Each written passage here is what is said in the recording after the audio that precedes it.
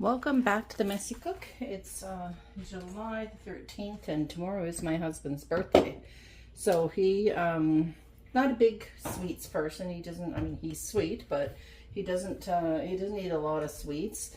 But he has asked me to make him a strawberry rhubarb pie. So this is a first for me because I'll be honest, I've never made it before. My mother's made it. She's been gone 30 plus years now. And I don't think I've ever made one, but I've got a really great pastry recipe which I will share with you. I also, and what I want to start with first is getting the pie filling ready. So this recipe, I've kind of combined a couple of recipes as I did some research online to make sure I had everything right. I have frozen some strawberries. I cleaned out my freezer the other day, and I actually came across these ones from June of 2024, and these are ones I just did this year. Now, I've frozen them and thawed them out overnight in the fridge, so I'm actually just going to use the frozen ones. The strawberry rhubarb pie does tend to create a fair amount of liquid that comes out of the berries, so I'm actually going to you know what? I'm going to have to grab another container, actually. Let me come back. I'm going to get a bigger strainer because that one's just not going to be big enough. Okay, I've got a bigger one, which happens to be pretty heavy. So I'm going to, there we go. The handle's quite heavy on this one. So I'm going to put, it calls for 2 pints of berries. Some of the recipes called for 2 pounds of berries. You know, each of these is about a pint. So I think that's going to be plenty. It also calls for 1 pound of rhubarb. And again, I grow it in my yard. Well, my husband got me a plant this year, so this is the first year I'm actually growing it. So basically, oh, I think I put my scissors away there. Lost them somewhere. Oh, there we go. He's got a rhubarb plant for me that I put in this year, but it takes 2 or 3 years for that to mature before you can use it. So these are just smaller packs of some rhubarb, which aren't quite defrosted, but they'll get there. I'm not overly concerned. What I want to do is I want to drain these, and I've already chopped these up. So you can see these are quite small. The strawberries are not large. Any big ones in there, I will go through and cut them once they're all drained.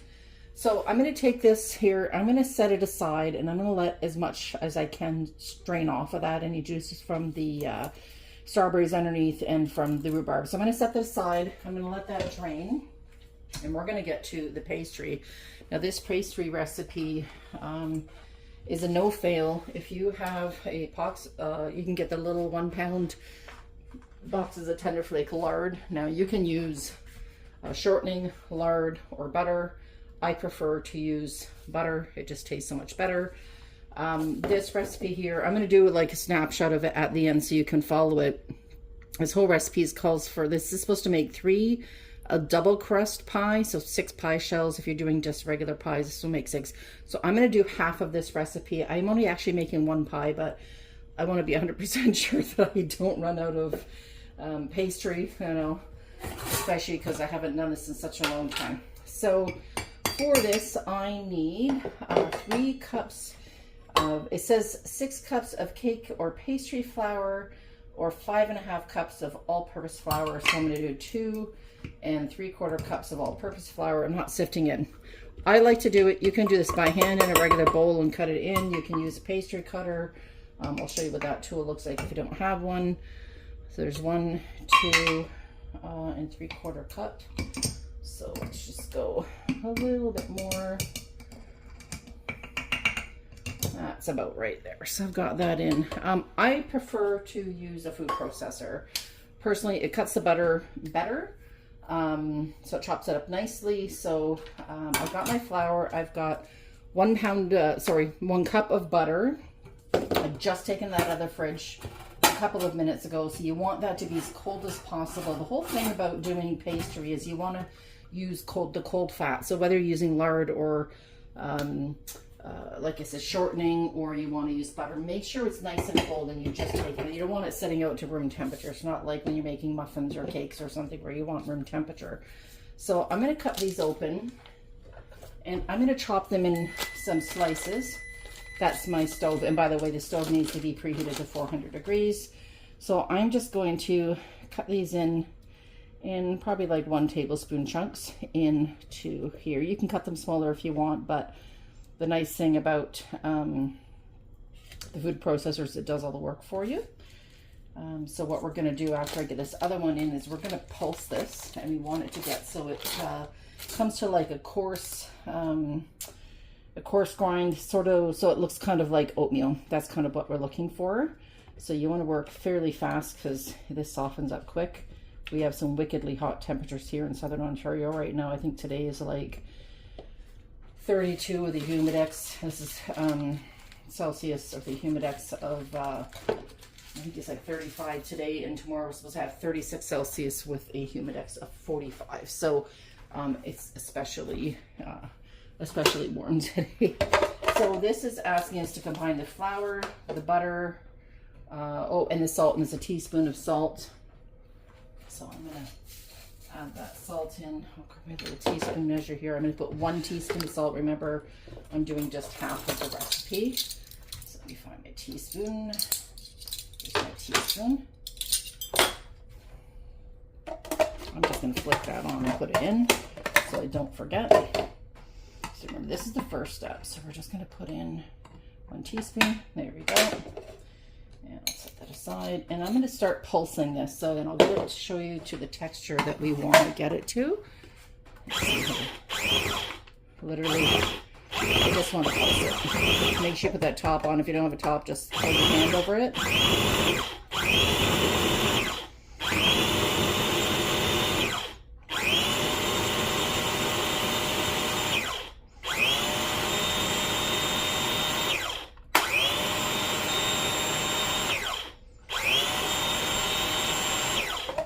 Want to check to make sure that there's no real, just going to feel through here. Be careful if you do this, you don't touch the blade. So you can see here, I'm going to put some of this in my hand and show you up close. They're talking about like coarse oatmeal. You can see that's kind of coarse. That's what we're looking for. So I'm going to give this one or 2 more little pulses. And basically what this does is this kind of puffs up all of the pastry, or sorry, all of the butter in it, and it makes it like in little tiny pieces. So when we roll out the dough, you'll have kind of layers of little pieces of butter, and that'll give little air pockets and fluff up, and make that, not fluff up, I shouldn't say, but it'll make the pastry nice and light. Now to this, you're gonna add, it asks for 1 egg, so I'm gonna do about a half of one here if I can. I want to use, well, you know what, yeah, I'll put that in. I'm going to do part of the white. I'll just let drop in there.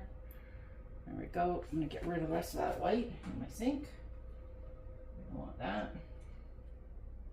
There we go. And we want just part of that. It doesn't say egg white or egg yellow, so I'm scooping out half of it and putting the rest of it in there. So that's about a half an egg. You said if you were doing the full recipe, you'd use the full egg. This also calls for 1 tablespoon of vinegar, so I'm gonna, and that's just white vinegar. You don't want to use any other ones, just use white because you just want like a no balanced one. I'm not sure what this does, but don't skip it because it really does help make the pastry beautiful. So you got a half a tablespoon of that, and then it asks for cold water. Where is it here? 1 cup measure. Okay, so in a 1 cup measure, you're going to combine vinegar, sugar, and egg to make 1 cup. So I'm going to use, you want nice cold water. And I'm just going to fill this up. Actually, I'll mix that up. I'm going to put this, I'm going to pause you for a second. I'm going to put a couple of ice cubes in here as well, just to make sure. I'll do it so we have a little bit extra, keeps that water really cold, so it'll keep the butter cold. I'll be right back. Okay, so what I've done here, you can see, is I've beaten up the egg with half a tablespoon of vinegar, and I've added in the water. Now I've gone a tiny bit over the cup, but that's because I put some ice in there. We want this water as cold as you can get it. It helps, like I said, keep that butter. So I'm gonna give that a mix. I'm gonna scoop out, if I can, I'm gonna scoop out these ice cubes. Well, you know what? I'll just make sure I catch the ice cubes. So I'm gonna turn this on. And we're going to add in, we're going to add enough water until just the dough clings together. We may not use all of this, so I'll go in, I'll make sure there's no ice cubes in there.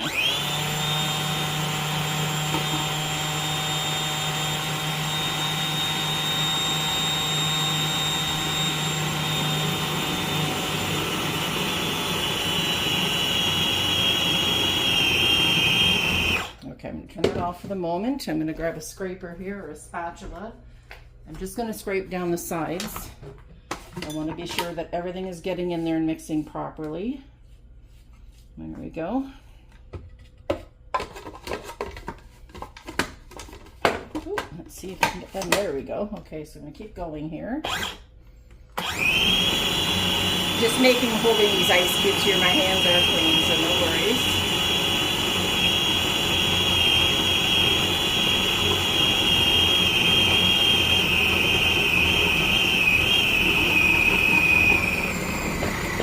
Okay, that dough you can see is clinging together now. I think I'm gonna have to add a little bit of flour because I had a little bit too much water here. So I didn't even use the full cup, but that's all right. Rinse my hands. I'm gonna add a little more flour in there. That dough is nice and cold, so even if you've done over a little bit with the flour, that's okay. Because you can always, done over with the water and the egg. Ooh, this does not want to come off today. All right, give me a second to get that lid off. Okay, so I'm just gonna add a little bit of flour in at a time.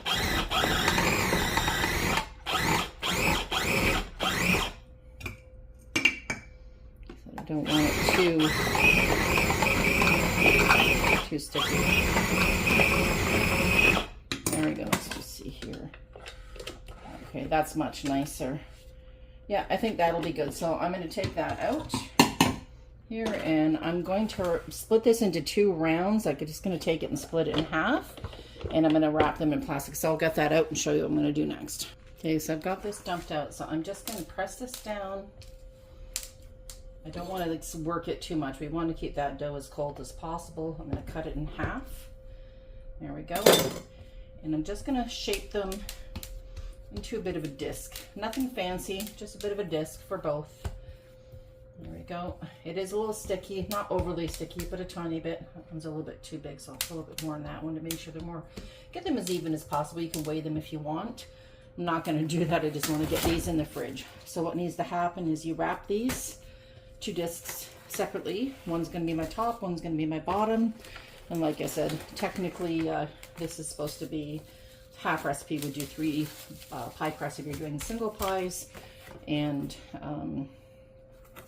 full recipe would make 3 full pies, the top and bottom crust. There we go. So we're gonna cut that. I'm gonna take these 2 rounds like so, like such. You do want to flatten them down a little bit so they'll be easier to roll out into a round form. And I'm gonna put these in my refrigerator to keep them cold, and we're gonna get to the filling of the strawberry rhubarb pie. I'll be right back. Okay, so I squished this down a little bit. This is the strawberries and the rhubarb I've been draining. So what I want to do, I put this little jar aside, and I'll show you what I'm going to use that for in a minute. I'm just going to scoop this up with my hands. I've drained as much juice as I can. The strawberries, you can see, are about so big. If you have a really large one, you can chop it in half. So I'm just going to go through these. If you have really big, you might even want to chop it in 3 pieces. That one's pretty large. Most of these in about half size. And some of them, like I said, aren't too massive. You can just leave it regular size. These were picked at the peak of the season. So they're going to make a really lovely sweet strawberry rhubarb pie. We're going to use, just for a little bit of background here, the oven is on 400 degrees, preheating right now, just so I have that all set for the pie when I'm ready to go. Oh, there's a little piece of green top I don't want in there. I'm going to use a 9-inch pie pan, so that's the size you want. If you don't have 9-inch and you have something, just get a little bit deeper 8-inch. If you have that, that'll work too, depending how deep and fruity you want your pie. I mean, obviously we want it nice and fruity. So some of these I'm going to actually cut down a little bit more. I think they're a little bit too large. We don't want massive bites. We want a bite that has a little bit of everything in it. So these cut in half here. Just be careful with your knife when you're cutting. You don't want to cut yourself. There we go. These are all much smaller. Okay, so that's perfect. So to that, we're going to add some ingredients. Let me just rinse my hands here. There we go. Give them a little dry. All right, what I want to do first, I'm going to set this aside for just a second. A little piece of that. This is all the juice that's come off of the strawberries and the rhubarb. Don't waste that. Keep that juice. What I'm going to do is I'm just going to put it in this little mason jar here. You saw my recipe for strawberry lemonade concentrate. Well, hopefully you didn't. If not, be sure to watch that recipe. It's really good. What I did is I saved all my strawberry tops in that, and I made some strawberry lemon concentrate. And I just use it to have like a little, a little refreshing drink in the summertime. So what I'm going to do with this juice, I'm not going to make it into a concentrate. You could save them up if you do this, and if you make a bunch of pies, you can save all the juice. I'm not going to do that. I'm going to just cap it off. I'm going to put that in my fridge, and I'm going to top that with some, have some soda water and put a little bit on top. I could pour this on ice cream. This is sweet in its own because those strawberries were really, really sweet. So I'm going to put that aside. Okay, back to the pie. So the recipe that I've come up with is, so I've got the pastry cooling in the fridge. I think that should be in the fridge for at least a half an hour. This also has to sit a little bit to macerate, which kind of means like having everything come together and whatnot. So again, 2 pints of berries or 2 pounds. I did about a pound of rhubarb, a couple packages, probably 2 cups worth. So probably 3 cups of berries and 2 cups of rhubarb. You work with whatever amounts you want to use. Just make sure it's going to be enough to fill your pie crust up. We're going to add in, let's see here, 1 cup of sugar. This seems to be the standard in most of the recipes. I also want to be careful because I have still packs in my sugar, so in the summertime it's so warm at my place, I just don't want to go cold. So, all right, just 1 cup of sugar. We're going to put that sugar in. That's going to sweeten everything up even more, even though those berries are nice and sweet to start with. Some of the recipes I looked at called for half a cup of flour. I think it was more of something that people did more in, I don't want to say the olden days, but in the past days, in our grandparents' days. The other thing they use is cornstarch, and that seems to be a little more popular now, and I know that will definitely thicken it the way I want it thickened. Another piece of rhubarb there. So I'm using the cornstarch here, and what I want to add in, now it called for the flour for a half a cup. I think that's too much in the way of cornstarch, so I'm going to use 1/3 of a cup of cornstarch. Let me get my 1/3 a cup measure. What cornstarch? You can use tapioca starch as well if cornstarch isn't something you like using. I know for gluten-free, I think the cornstarch is one that they recommend you don't use, and a lot of people use tapioca flour or tapioca starch. I think that might be the same thing. Correct me if I'm wrong. And you know what? I'm gonna do a little bit under 1/3. Probably should use more like a quarter of a cup, but that's okay. And then let's see here, sugar, cornstarch, rhubarb, berries. That's it. So we're gonna add that all together. I'm gonna give this one really great mix here. Let me just get my spoon out. And what this is gonna do, stirring this together, making sure there's no lumps. It's called macerating. Macerating usually brings, it's basically adding the sugars in, and then it brings the juices out in your fruit. Now, I drained some of it only because they were frozen. So if these were right fresh and I hadn't frozen them at all, there wouldn't have been quite enough, like you wouldn't have had to strain the juice. So I'm going to leave this setting aside for about 15 minutes. I'm going to clean my mess up. We're going to come back in another probably 15 or 20 minutes. I'm going to make sure that pie crust is nice and cold, and then we're going to get this put together. So the pastry's been cooling. I've cleaned everything up. The strawberries and rhubarb are all mixed and lovely. So I'm going to sprinkle, if you have a pastry sheet, that'll give you the measurement. You want the measurement for a 9-inch pie, would be about 12 inches across. Be liberal with the flour because you do not want this pastry to stick. And the reason you kind of do it in a round to start with, so it's easier just to roll it out. So I'm gonna just push this around. I'm gonna make sure both sides and the edges are all floured, and I'm gonna press that down a little bit there, and I'm just gonna roll this. I want to roll this to a 1/4 of an inch, maybe not even a 1/4 of an inch, or 1/8 of an inch. So this way it can make sure we get it. So you're going to roll kind of side to side, just make sure that flour is still all around, a little bit stick in there. So we want to put a little bit on the top. You can, like I said, you can be generous with flour if you need to. Roll from side to side to side. And I'm going to flip this over again. Make sure it's not sticking anywhere. Add more flour if I need to. Roll this over and a little bit more.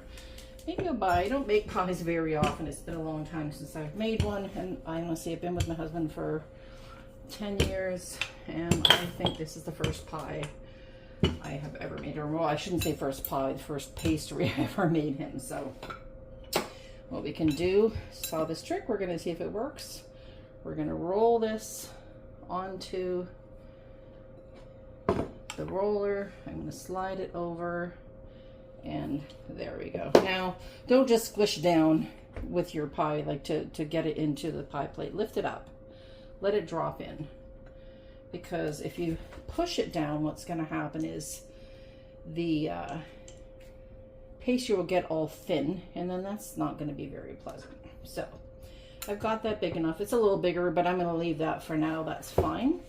I'm going to make it here, slotted spoon if I can find it. There we go. I have a slotted spoon. And here is all the strawberries. Now you can see this has created more juice. We don't want all of that juice in there. I am going to give it one more good stir. Take it off. It doesn't matter if a little bit of the juice gets in there, but I want to like maybe hold it against the side like so. You can see some of that juice is straining off. We're just going to spoon all of that fruit in there. And you'll see it's kind of gone down a little bit in size, only because, you know, partly it was frozen and two, it's all thawed out. So I just want to keep putting that in there. Oh, that smells nice. I'm sure this is going to be lovely. Like I said, a little bit of juice is okay. That juice is going to get sopped up and thickened up in the pie, and the reason it'll thicken is because we used all that cornstarch. So that's what we're looking for. Let's get the rest of this fruit in there. Like I said, I don't mind a little bit. So once this pie is all baked, and I'll show you all that in a few minutes, you're going to take it out when it's completely baked and let it cool right down to room temperature, and even chill it if you like it before you serve it. You do not want to eat it hot. The rest time helps all those juices kind of gel together. If you ever had like a rhubarb pie or any other sort of fruit pie like cherry pie, and it's got that bit of jellied juices in there, that's kind of what that is. So I'm going to set this aside over here for now. Actually, I'll just slide it right over there a little bit out of the way. And I'm going to grab my other pastry, and we're going to get started on that. Okay, so I'm not sure what quite happened. Unfortunately, I guess I didn't hit the record button, but that's okay. I took the second pastry out and I rolled it the same size as I did the other one. Instead of doing it in a whole circle, I did it like the width of the pie, and I did it just a little bit longer. I've cut 10 strips, and what I'm doing is a lattice pie. So what I did is I put 5 across, and I'll show you here. Actually, I'll take this apart just so you can see exactly how this is done, because I kind of went, I went and did it and then realized I wasn't videotaping, so that's okay. So I've taken the 5 pieces of pastry. I've done 10 total, so I wanted 10 total. And what we're going to do is, I'll do it this way so you can see a little bit easier. I'll move this other one down here, so hopefully you can get an idea of what I'm doing. So the idea is to leave some spaces in between each one. So you want to do every other piece of pastry. You're going to fold it back. You're going to take one here and you're going to lay it across. You're going to fold this back. Oops, there we go. Like I said, we want to make sure it's covering both ends. And we're going to do that there.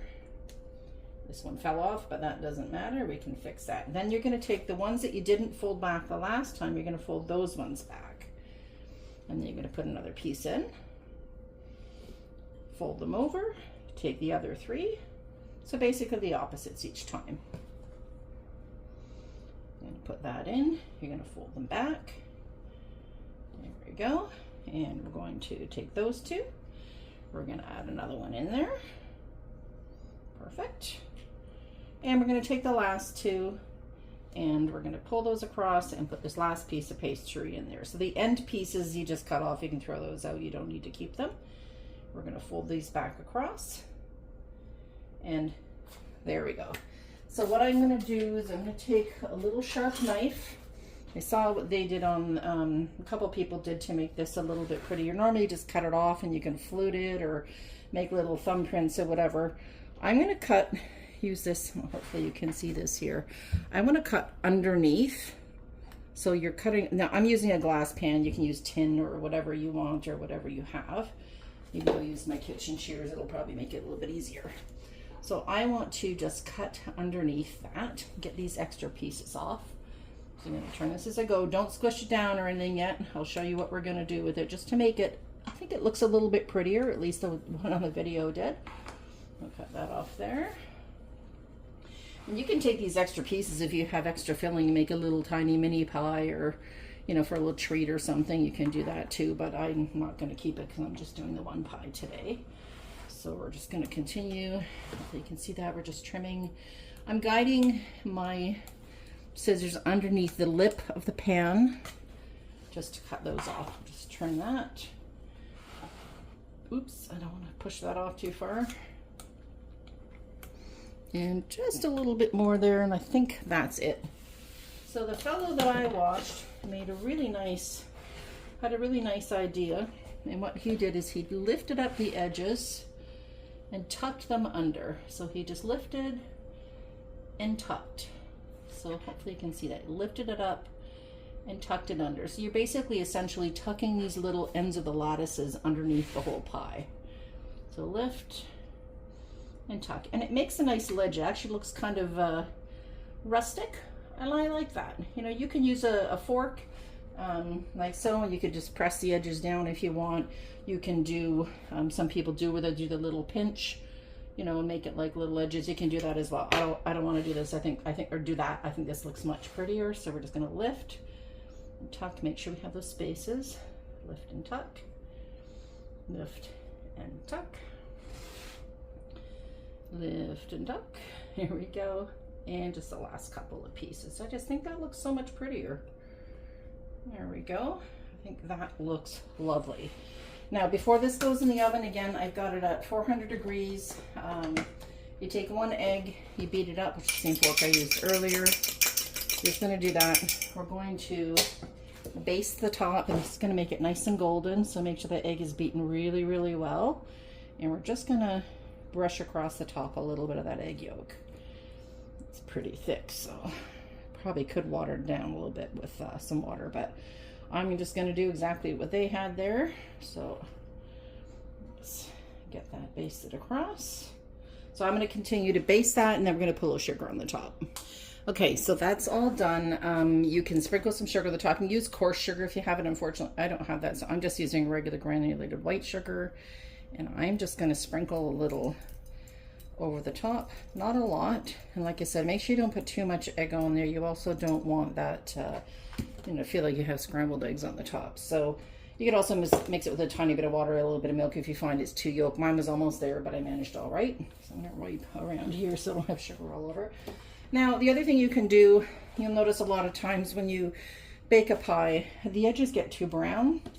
And you can take some tin foil and make a little tent to go around the edges. I actually found this online. So this is what I'm going to use. This is a silicone pie crust protector, something like that. I will link this in the description in the video. And basically all you do is that you can just link it, click it on the edge there, and that will help the edges of the pie so they don't burn. We're going to take this pie, we're going to put it on a cookie sheet. I'm just going to use my round cookie sheet just in case you do happen to get any drip overs. And I'm going to pop this in the oven at 400 degrees. And I bake it for 35 to 40 minutes. So I'm going to check it at 30 minutes to be safe because every oven is different. And actually I should put this on convection bake. I think that might... Yeah, convection bake, that might make it nice. So yeah, we're gonna come back. I'll pull this out to when it's done. I'll show you what everything looks like, and hopefully everything's all great. We'll see you in a little while. Okay, so the timer just went off and I'm taking this out. Let's bring it over here. Super duper hot. I'm gonna put the pan here and I want to actually put that right on the top of there. It is a little bit juicy still, but that's because it's super hot. As this cools, I'm just going to zoom in here. That looks amazing. I took off the edger about 5 minutes. I did 30 minutes. I baked for 30 minutes. I took off the edger about 5 minutes before it was done because the edges actually weren't that brown. So we've just taken this out and you can see here, there's a little bit of liquid and whatnot. That's fine. That is going to actually gel up when it cools. So I'm going to set this aside and let it cool, and we're going to have it tomorrow. So I'm going to chill it overnight, and I will show you a picture at the end of what everything looks like and let you know how it tastes. So I do hope you try this recipe. And oh, I forgot to turn my timer off there. Let's get that. I do hope you try this recipe and let me know how it turns out for you, and if you have any adjustments, if you tried it with flour or tapioca starch instead of cornstarch, let me know how that turns out. Don't forget to subscribe to the channel if you haven't already. Please click like, that certainly helps, and don't forget that little reminder bell so you do get notifications whenever I get new videos up. So I will come back and show that to you at the end. I'm also going to put a little screenshot of the pastry recipe, and as I said earlier, it's the pastry off of the side of the tender flake box. I don't know if this is a really old one. It's probably 15-20 years old. I don't know if I'm assuming they still put it on the box, but if not, you now have it. And the filling and the directions on how to do the pie. I'm going to include that recipe as well, and I will definitely link that pastry edger, because honestly I do really think that that would make a really nice pie. It's perfectly cooked. So we'll let that cool, and I will serve up a piece tomorrow to my husband for his birthday, and I'll show you what that looks like. Thanks again for joining, and I hope we see you again soon.